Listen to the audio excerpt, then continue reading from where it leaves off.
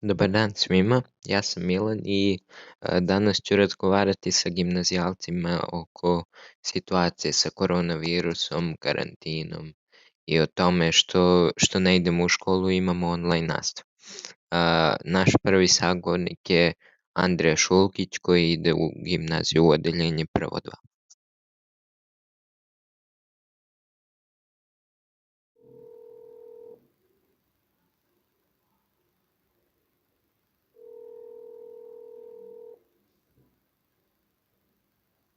Halo, Halo Andrija, kako si? ja sam super, ti? Pa, mislim, šta radiš?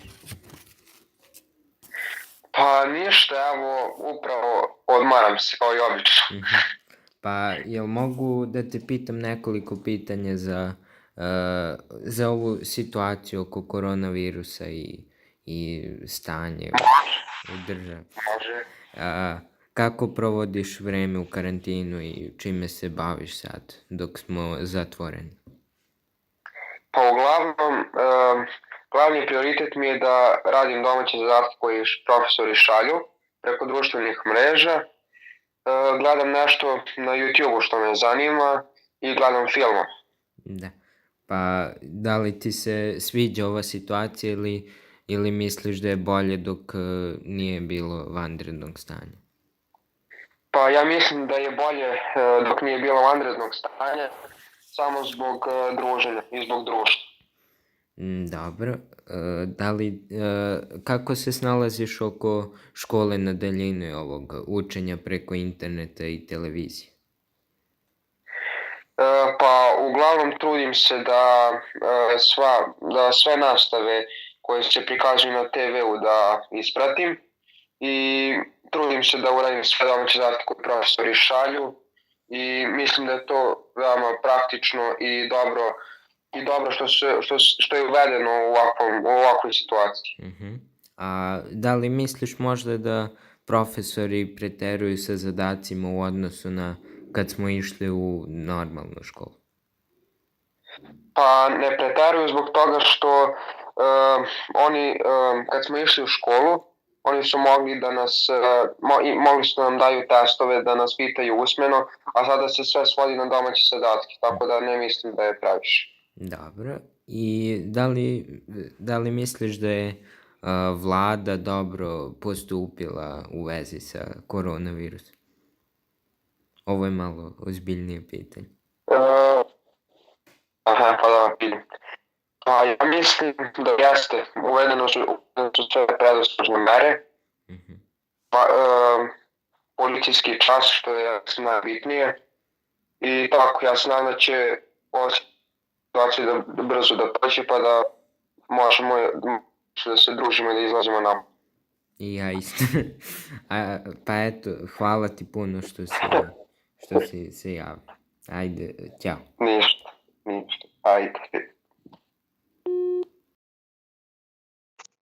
To je bio moj razgovor sa Andrijom Šulkićem, a sada ću pozvati Aleksu Pavkovića, koji takođe ide u našu gimnaziju u odeljenje prvo 1.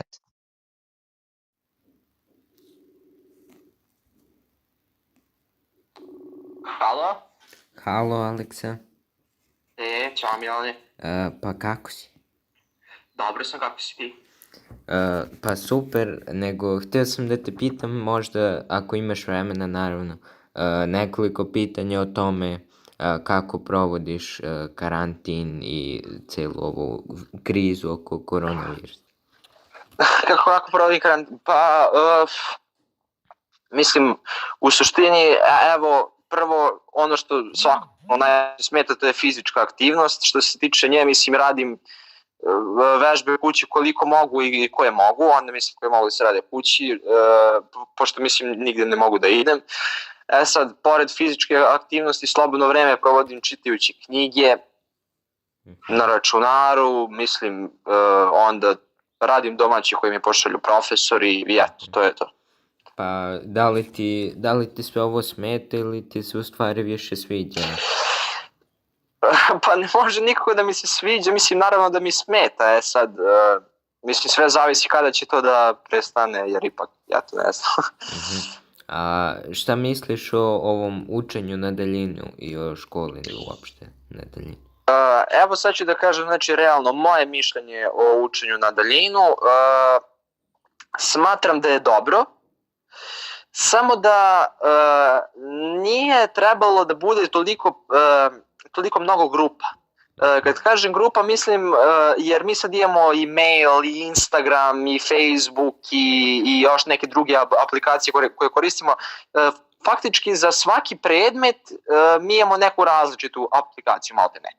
To je ono što mi smeta. Znači, po nekoj mojoj logici smatram da bi mnogo bolje bilo da se napravi jedna univerzalna grupa gde bi svi profesori kačili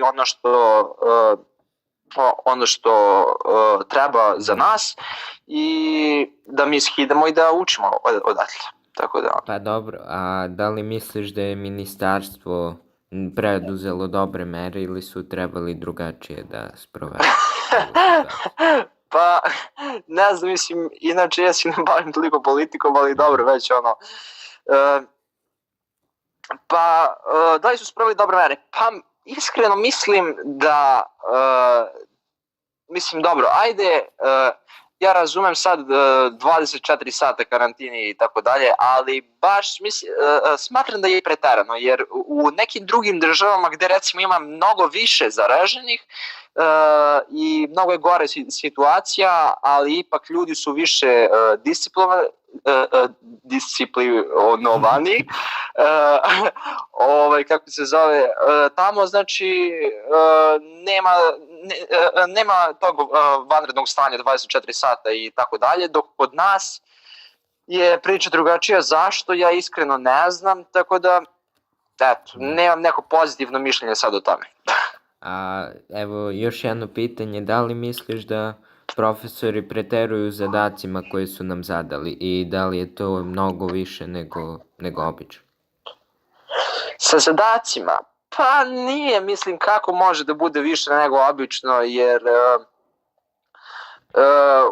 kad smo normalno u školi opet imamo više i da učimo, imamo razne predmete, imamo kontrolne. Ovde je više znači da se uradi domaći, da se pošalje na mail i eto, to je ta neka aktivnost koju oni posle zabeleže i kao ocen, tako da.